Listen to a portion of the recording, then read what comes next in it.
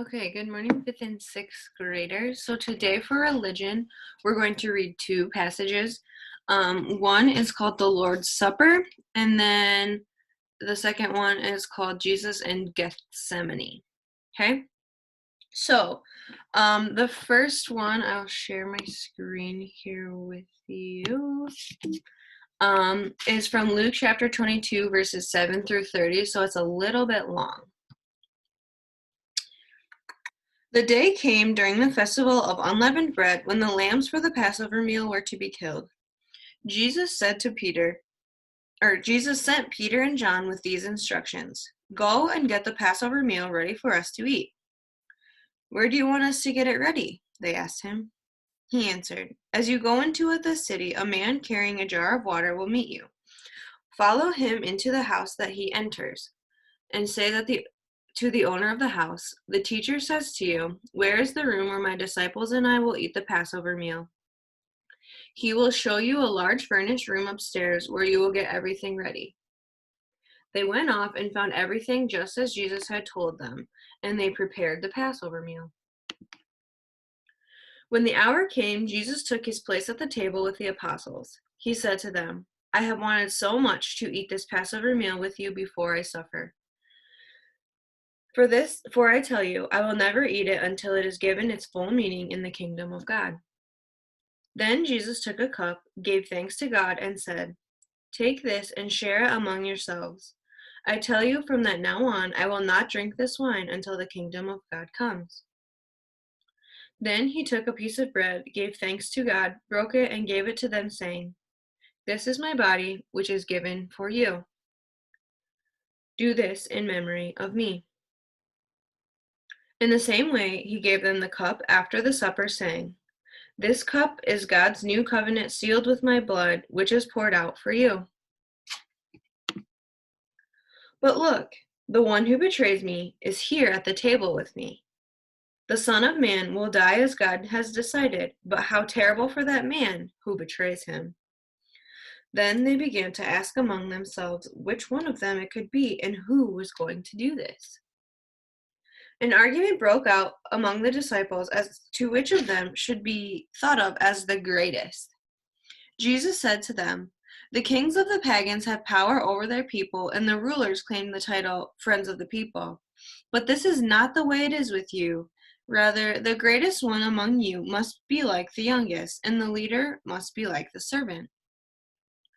Who is greater, the one who sits down to eat or the one who serves? The one who sits down, of course. But I am among you as the one who serves. You have stayed with me all through my trials, and just as my Father has given me the right to rule, so I will give you the same right. You will eat and drink at my table in my kingdom, and you will sit on thrones to rule over the 12 tribes of Israel. All right. So this story comes from the Passover meal. So Jesus sent Peter and John to go prepare the Passover meal. And he says, you go to the city, meet this man, follow him, go to his house and ask them where they were supposed to eat the Passover meal. He'll show you the room and you'll get everything ready. Okay, and so then we're at supper. Jesus and his disciples, it's the Last Supper. And he does the familiar, take this bread and eat it, take this wine, this is my body, this is my blood, do this in memory of me. And then he says, it is God's will that I should die, but who is going to be the one to betray me? And the apostles all get in an argument.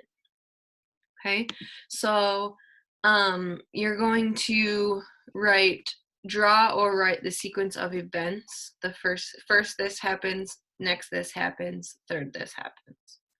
Okay?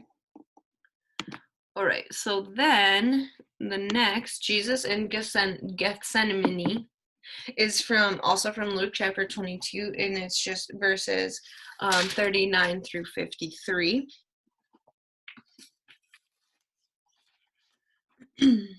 Jesus left the city and went, as he usually did, to the Mount of Olives, and the disciples went with him. When he arrived at the place, he said to them, Pray that you will not fall into temptation." Then he went off from them about the distance of a stone's throw and knelt down and prayed.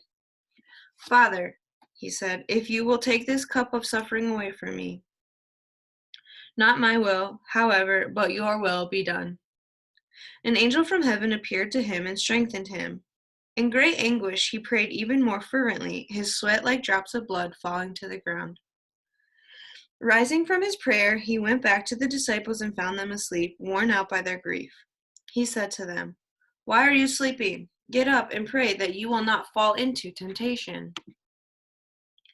Jesus was still speaking when a crowd arrived, led by Judas, one of the 12 disciples. He came up to Jesus to kiss him, but Jesus said, "Judas, is it with a kiss that you betray the Son of Man?" When the disciples who were with Jesus saw what was going to happen, they asked, "Shall we use our swords, Lord?" And one of them struck the high priest's slave and cut off his right ear. But Jesus said, "Enough of this." He touched the man's ear and healed him. Then Jesus said to the chief priests and the officers of the temple guard and the elders who had come there to get him, "Did you have to come with swords and clubs as though I were an outlaw? I was with you in the temple every day, and you did not try to arrest me. But this is your hour to act, when the power of darkness rules."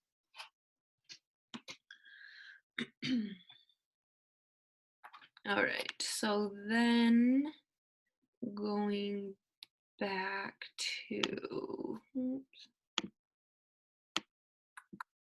this. Okay, so Jesus in Gethsemane. You're going to write 2 summaries for the Bible story that we just read. So the first part, write a summary about when Jesus prays.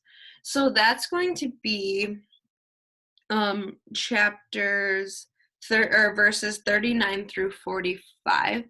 So that's going to be this part right here is for the first part where Jesus prays. And then the second part, Jesus is arrested, is going to be this right here where he's still. Okay, so you're going to write a summary of those 2 halves of the story that we just read. So Jesus goes to the Mount of Olives with his disciples. They sit and wait, and he goes off to pray, and he prays to his Father, "If you will, take this cup of suffering away from me, not my will, however, but what your will be done." So he's saying even he doesn't want to be crucified, but he knows that that's as it should be. It's his Father's will. And he continues to pray, and then he goes back, and his disciples are sleeping. And then he is arrested. How Judas betrays him shows them, and what happens then. So you're going to write those 2 summaries there. Okay, have a great day. Thank you.